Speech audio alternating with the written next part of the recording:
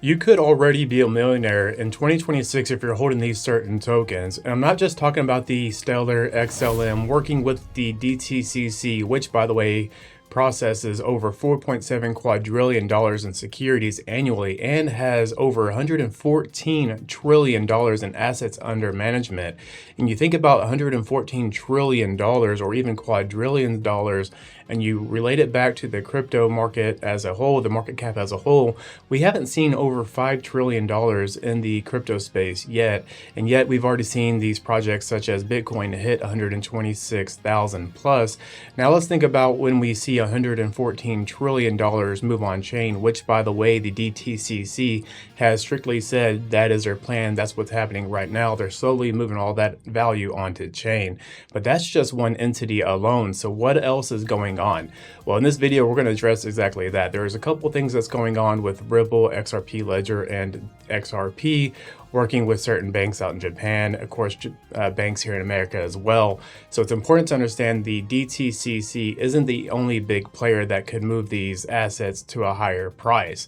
We're also going to talk about the Zebec ZBCN network. There's some couple of announcements that came out that we should be aware of, especially if you do hold ZBCN. And if you don't, I think it's a project you should at least take a look at minimal.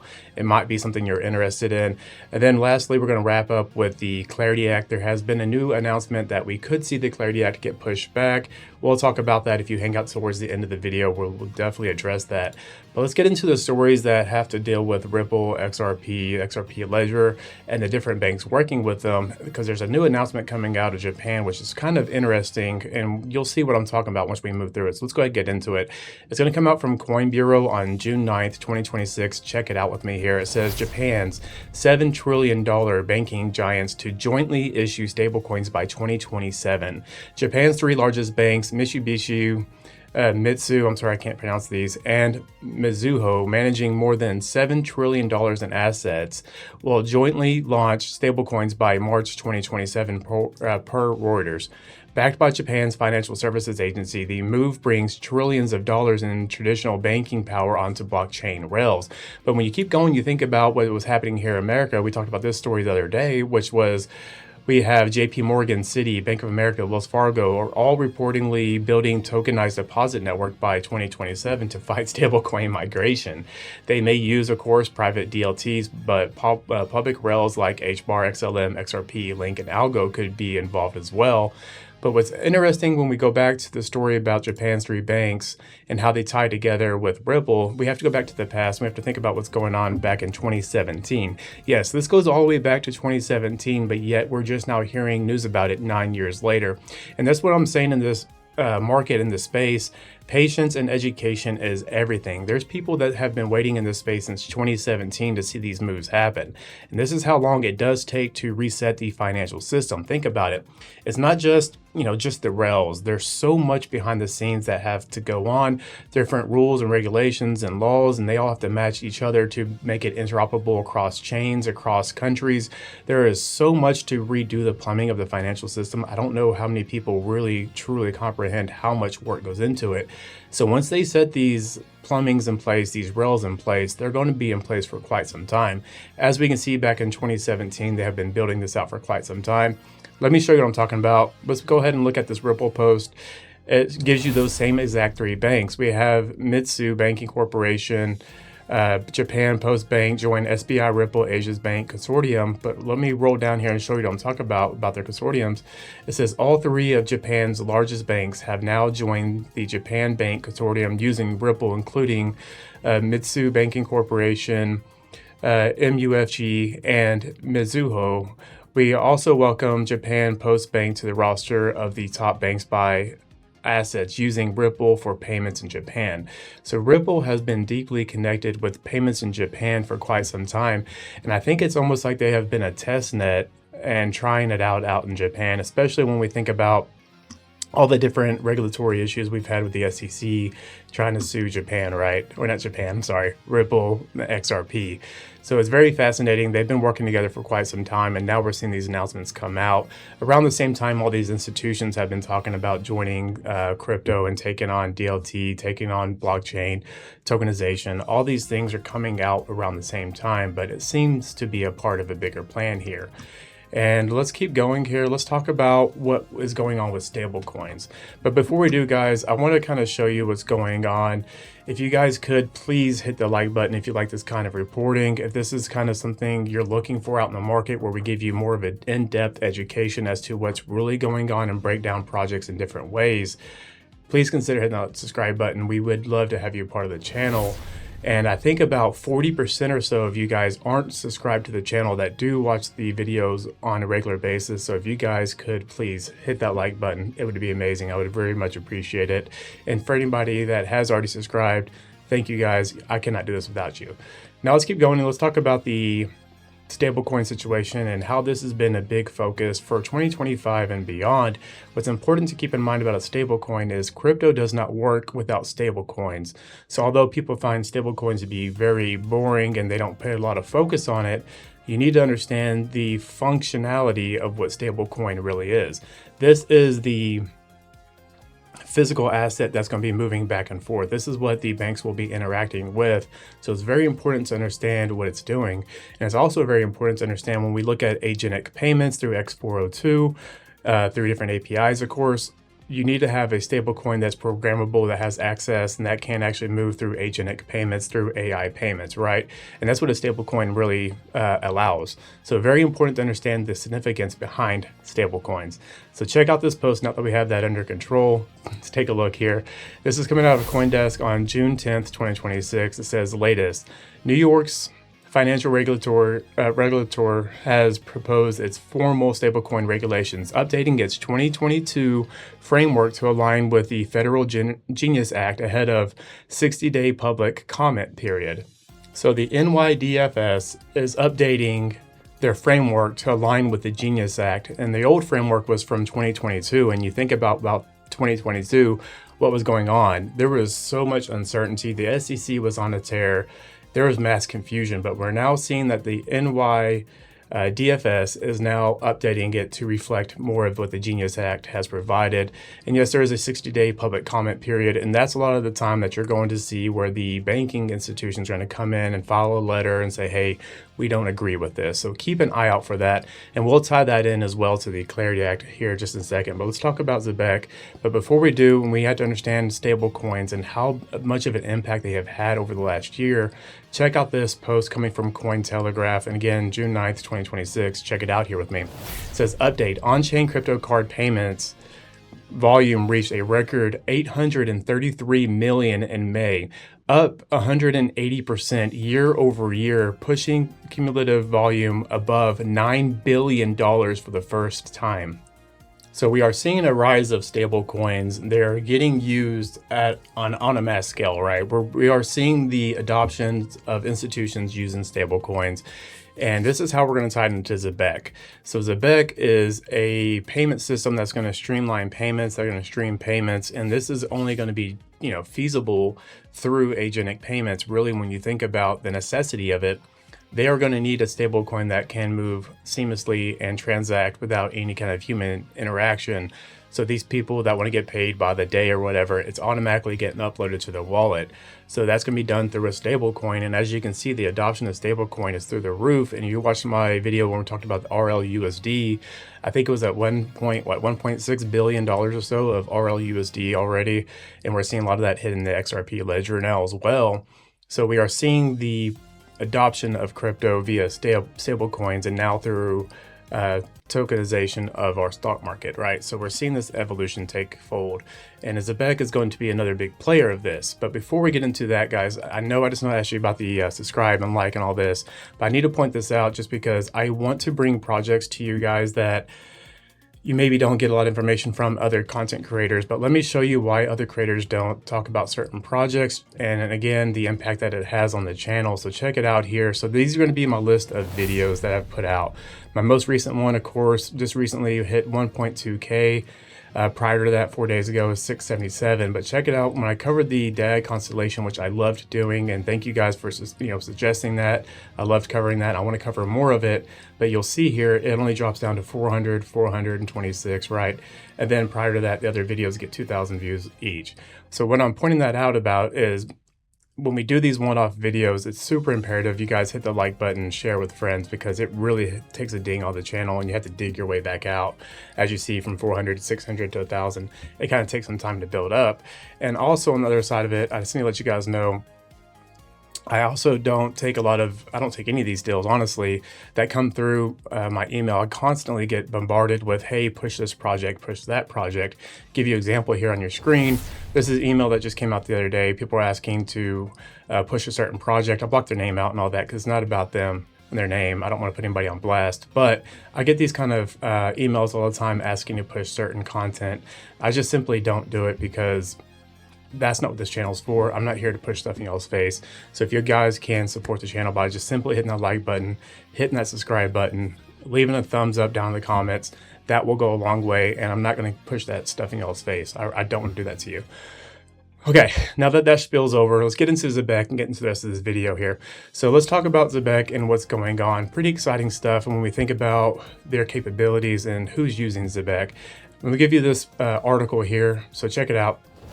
It says the infrastructure behind the institutional agentic economy. And again, we're talking about AI payments and stablecoins, et cetera, how things move. This is going to be, I believe it's part 3, or if not part 4 of this series they are putting out. It's definitely worth a read. For the record, all my research is down in the video description, so definitely use it. But let's check this out. It says the case for private chain settlement. Think about institutions, very important. It says the USDCX is USDC on permission private chains built specifically for institutional compliance. Same programmability, same settlement speed, same card infrastructure on top. The difference is that transactions settle on infrastructure the institutions control with visibility and access scope to permission participants only. Freaking huge for institutions, and Zebec is solving that problem. Zebec is currently integrating USDCX enterprise payroll infrastructure with Aleo and Canton. Here we go, Canton's stepping in. Definitely a network to keep your eyes on. And this is why I'm saying in these videos, guys, if you're holding XRP, XLM, ZBCN, Canton, you may already be a millionaire just waiting for this to take place. These assets are extremely undervalued. Anyways, it says the 2 of the most important advanced privacy-focused institutional grade blockchain networks being built today. So I know if you're following the channel, we talked about ZBCN. We have done so many deep dives into them. A great project, but there are people that are out on ZBCN saying that it's fake, it's a fraud, it's not going anywhere. Look at the metrics, look at the numbers. And as we're looking at the different metrics and numbers, etc., it's important to understand that this technology is still essentially in beta testing until we get the Clarity Act, which we'll talk about just here in a second. It's important to understand this stuff is not fully regulated. The institutional money is not in the market. We're looking at a market cap of 2.1 something like that, trillion for the entire crypto space. When you look at Bitcoin at the all-time highs, I believe had like 2.4 trillion by itself. So keep in mind, a lot of the market fluctuation is just because the market is fluctuating, not your project. But let's look at what Zebec is doing and let's look at the performance. And let me show you why Zebec, again, may be a project you want to look at if you haven't done so yet. So check it out here with me. This comes from Zebec Network on X, June 8, 2026. It says May was a month of steady growth and execution. It says we kicked off the month at the Circle Alliance program booth at Consensus, showcasing Zebec's products to attendees. Behind the scenes, we continue upgrading our enterprise platform, mobile super app, and bespoke deployments for launch, while card and payroll adoption are remaining strong. And we look at what's going on. This is their update from May, so check this out, guys. We have $67 million in total card volume within 97 countries. We have 22,000 card issues, 500K plus transactions, 100 plus tokens supported, 21 chains, 3 different cards, and that's just the card itself. But we look at payroll. So far, testing payroll, they have $25.5 million biweekly, which goes up to $51 million monthly. And they served 13,346 employees with 246 enterprise grade clients. And then we think about they are definitely expanding. They are working globally. They are tapped in a major way, especially if you know about Zebec. They are tapped in with ADP, which is another payment service that is live currently. It's a big player. It's been a big player for quite some time now. Zebec is tied in with ADP as well. massive mover. And another reason why I like Zebec is the staking options. When you think about staking, I don't know how many people think about how many tokens can be staked. Let me show you what's going on with Zebec and how many tokens were staked. So check it out here. We have 15 billion ZBCN staked. And it says, thank you for everybody helping strengthen the network. But when you think about 15 billion tokens are being staked, and by the way, you can earn up to 7% APY if you do stake your ZBCN tokens. Why I'm highlighting that when I'm talking about that, we have the full supply Zebec ZBCN is already in circulation. We're looking at a little under 100 billion, right? So if you have 15 billion staked, now we have that off the market, bringing that supply even lower. So when we think about not just Zebec, think about other projects that have that staking capability. What can we see when this takes full adoption and institutions are using these tokens and they're staking as well and getting these APY points out of it? Can you see more than 15 billion being staked? I mean, what number can we see reasonably being staked on the network? Something that's going to take it off the network or off the supply exchanges is important to follow. So Zebec is definitely making some big moves out there. I would check them out if I were you, if you haven't already done so. Not financial advice. Now, let's move into the back end of all this, which is going to be the Clarity Act. And I wasn't going to originally put this in there, but I just feel like it needs to be a part of this video. So let's go ahead and get into it. And this is coming from Cointelegraph on June 9th. It says, the Senate Republicans floated a weaker set of crypto ethics guardrails during a bipartisan meeting Tuesday. Walking back a previously agreed enforcement mechanism, the move could be set back for bipartisan crypto talks per Punch Bowl. And why I'm bringing this out is there's going to be two things we're going to talk about in here in a second. Is when it comes to the Clarity Act, there is going to be so much noise around it. It's just like the situation in the Middle East. Oil's on, oil's off, oil's on, oil's off. Clarity Act's passing, Clarity Act's not passing. Clarity Act's passing, Clarity Act's not passing. They're trying to create that confusion. They're trying to make it where you don't know where they're going to move next. I think it's just important to understand that the Clarity Act will be passed at some point. We don't know when. So in the meantime, it's important not to just watch the price action on these charts, because they will be going up and down unless you're a day trader and you're a person that's in and out, day by day, hour by hour, trying to make that money. But if you're a long-term holder like me, it's better use of your time to do the education, study what's going on. But let's go on and keep talking about the Clarity Act and why I know it's going to get passed and I'm not too worried about it. I see all this news and announcements around the Clarity Act, and a lot of the news stories that come from our government are all theatrics. They're all just mouthpieces. They already know what they're going to do. That's just in my opinion, but check it out. The reason why I think that is BlackRock owns majority of the companies. They own a portion of almost every company in the United States, right? So BlackRock has said tokenization, crypto is the way of the future. It is happening. So keep in mind, BlackRock wants this. Larry Fink wants this. Larry Fink also sits on the board of the World Economic Forum. Again, very important to understand what's going on behind the scenes on a higher level. So check out how much BlackRock owns of JPMorgan and Coinbase. And I'm using these two as an example because JPMorgan, Jamie Dimon, has been very outspoken against Brian Armstrong of Coinbase. These are the two entities that seem to be bickering back and forth, stalling the Clarity Act from what we're getting anyway. So check it out.